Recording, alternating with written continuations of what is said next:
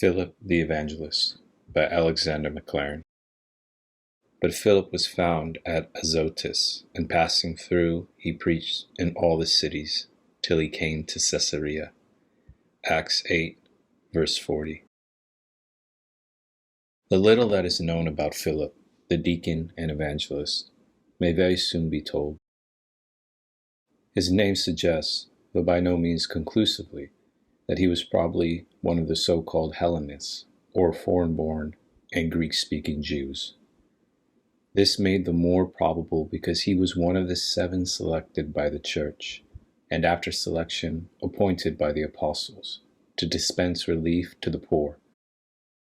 The purpose of the appointment being to conciliate the grumblers in the Hellenist section of the church. The persons chosen would probably belong to it. He left Jerusalem during the persecution that arose after the death of Stephen. As we know, he was the first preacher of the gospel in Samaria. He was next the instrument honored to carry the word to the first heathen ever gathered into the church. And then, after a journey along the seacoast to Caesarea, the then seat of government, he remained in that place in obscure toil for 20 years, dropped out of the story, and we hear no more about him but for one glimpse of his home in Caesarea. That is all that is told of him, and I think that if we note the contrast of the office to which men called him, and the work to which God set him, and the other still more striking contrast between the brilliancy of the beginning of his course and the obscurity of his long years of work, we may get some lessons worth the learning.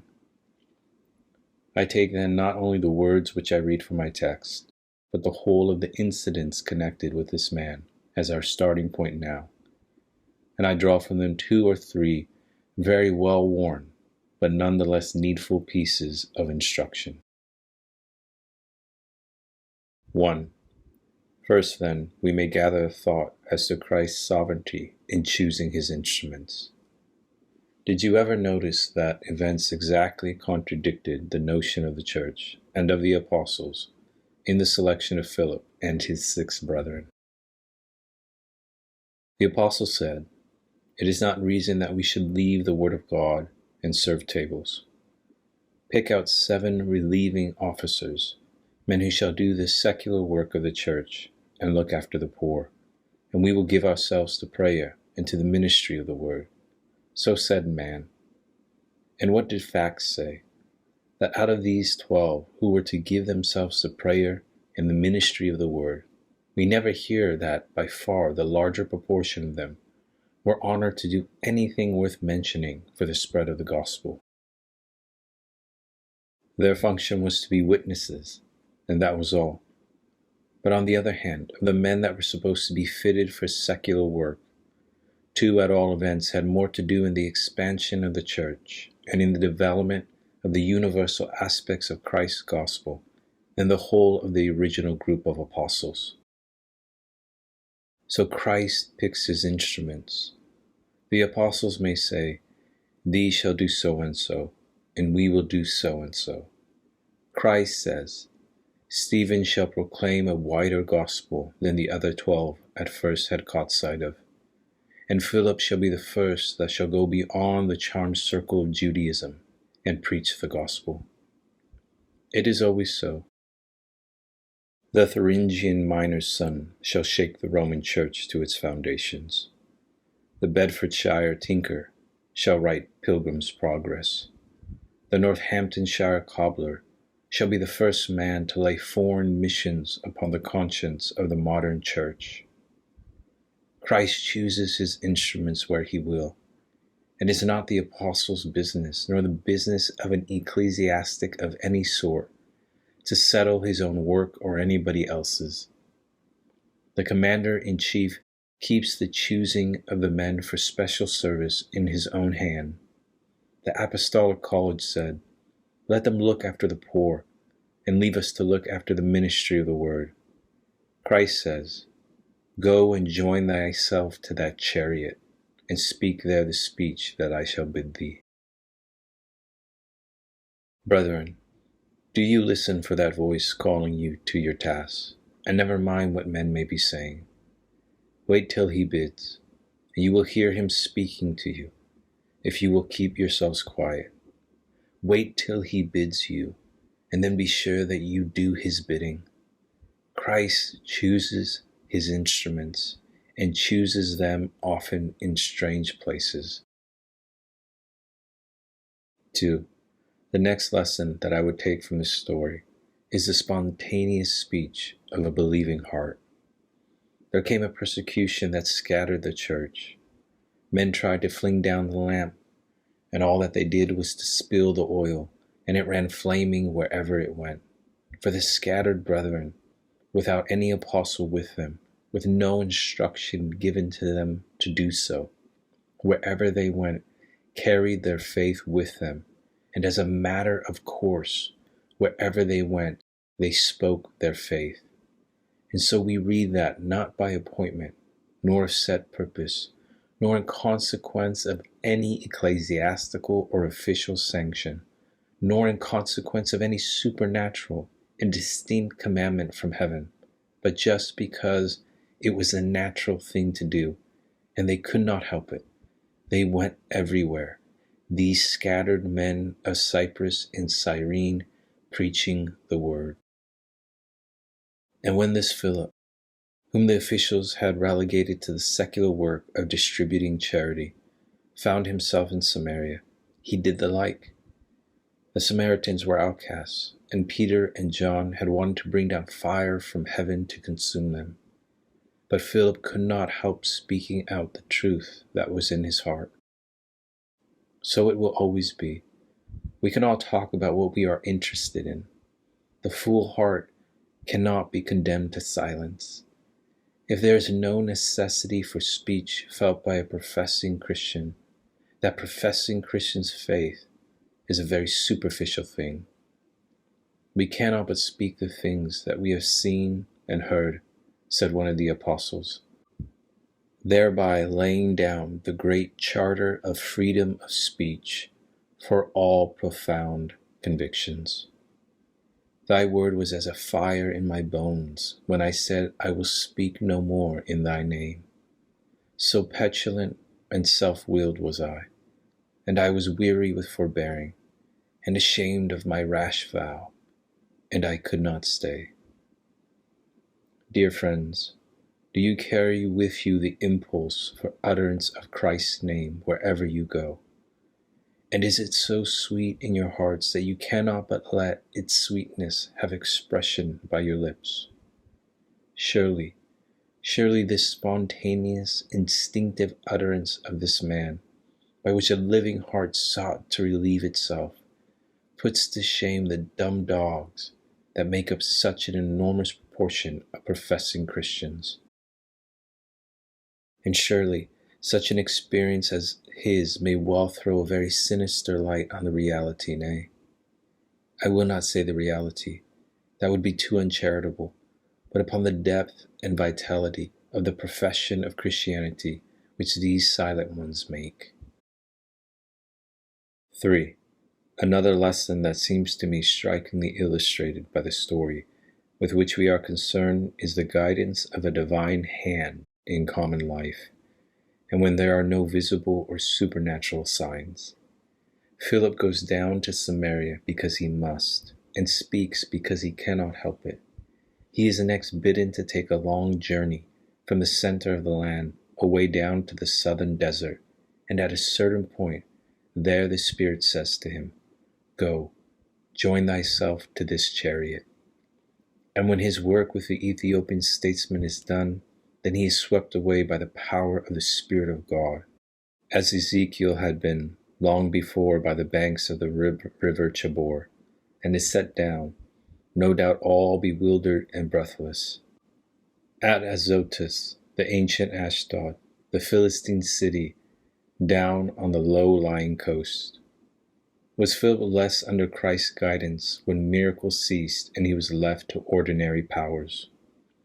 Did he feel as if deserted by Christ, because instead of being swept by the strong wind of heaven, he had to tramp wearily along the flat shore, with a flashing Mediterranean reflecting the hot sunshine on his left hand?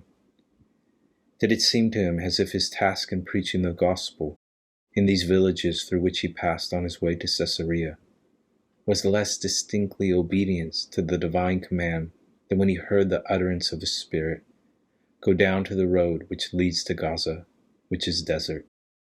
By no means.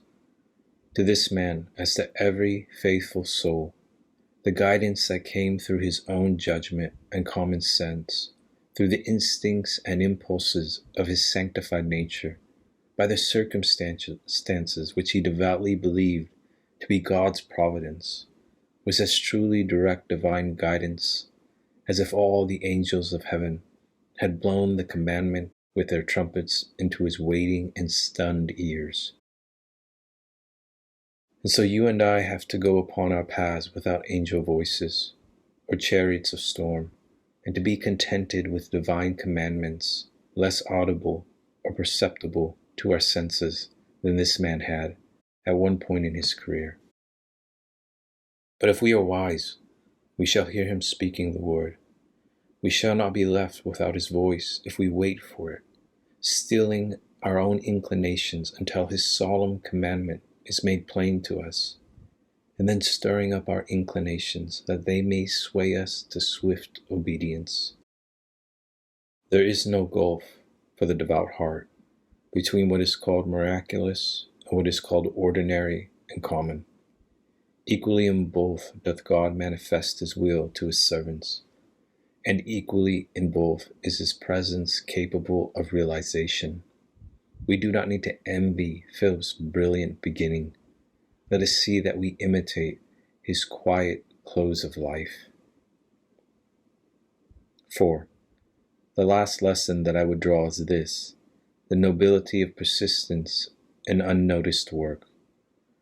What a contrast to the triumphs in Samaria and the other great extension of the field for the gospel, effected by the God-commanded preaching to the eunuch, is presented by the succeeding 20 years of altogether unrecorded but faithful toil. Persistence in such unnoticed work was made all the more difficult, and to any but a very true man would have been all but impossible by reason of the contrast which such work offered to the glories of the earlier days. Some of us may have been tried in a similar fashion. All of us have more or less the same kind of difficulty to face. Some of us perhaps may have had gleams at the beginning of our career that seemed to give hope of fields of activity more brilliant and of work far better than we have ever had or done again in the long, weary toil of daily life. There may have been abortive promises at the commencement of your careers that seemed to say that you would occupy a more conspicuous position than life has had really in reserve for you. At any rate, we have all had our dreams, for if nature put not forth her power about the opening of the flower, who is there that could live an hour? And no life is all that the liver of it meant it to be when he began. We dream of building palaces or temples, and we have to content ourselves if we can put up some little shed in which we may shelter. Philip, who began so conspicuously and so suddenly ceased to be the special instrument in the hands of the Spirit, kept plodding on with no bitterness of heart. For 20 years he had no share in the development of Gentile Christianity, of which he had sowed the first seed, but had to do much less conspicuous work. He toiled away there in Caesarea patient, persevering, and contented, because he loved the work, and he loved the work because he loved him that had said it. He seemed to be passed over by his Lord in his choice of instruments. It was he who was selected to be the first man that should preach to the heathen. But did you ever notice that Cornelius was not bid to apply to Philip, who was probably in Caesarea at the time, but to send to Joppa for Apostle Peter? Philip might have sulked and said, "Why was I not chosen to do this work? I will speak no more in this name." It did not fall to his lot to be the apostle to the Gentiles. One who came after him was preferred before him, and the Hellenist Saul was set to the task which might have seemed naturally to belong to the Hellenist Philip. He too might have said, "He must increase, but I must decrease." No doubt he did say it in spirit, with noble self-abnegation and freedom from jealousy. He cordially welcomed Paul to his house in Caesarea 20 years afterwards, and rejoiced that one sows and another reaps, and so the division of labor is the multiplication of gladness. A beautiful superiority to all the low thoughts that are apt to mar our persistency in unobtrusive and unrecognized work is set before us in this story.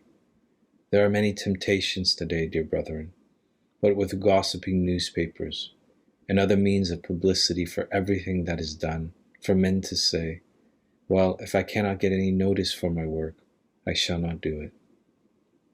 Boys in the street will refuse to join in games, saying, "I shall not play unless I am captain, or have the big drum."